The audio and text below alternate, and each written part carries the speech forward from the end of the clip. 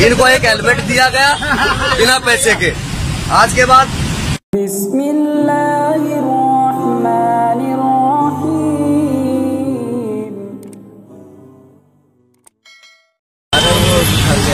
घर रह गया। इतनी बड़ी गलती देखो, घर रह गया। जब इंसान को चोट लगती है, मर जाता है, डेथ हो जाती है, तो घर वाले बड़ा इंतजार करते हैं। मर जाता है, डेथ हो जाती है, तो घर वाले बड़ा इंतजार करते हैं। इसलिए कभी भी बिना हेलमेट के घर से ना चले। ऐसी भूल आज के बाद नहीं करोगे ना। इनका चालान 100 रुपए का, लाइसेंस 100 रुपए का, इनका ऐसे थोड़ी मिले हेलमेट को 100 रुपए का चालान करवाया गया। लाइसेंस 100 रुपए का चालान करवाया गया। अभी रुक जा जनाब।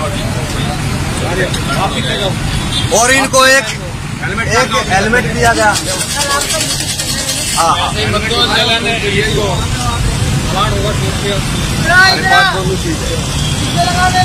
आज के बाद कभी भी ऐसे नहीं है। ये आपने ऐसे डाल दिया, यही बात है।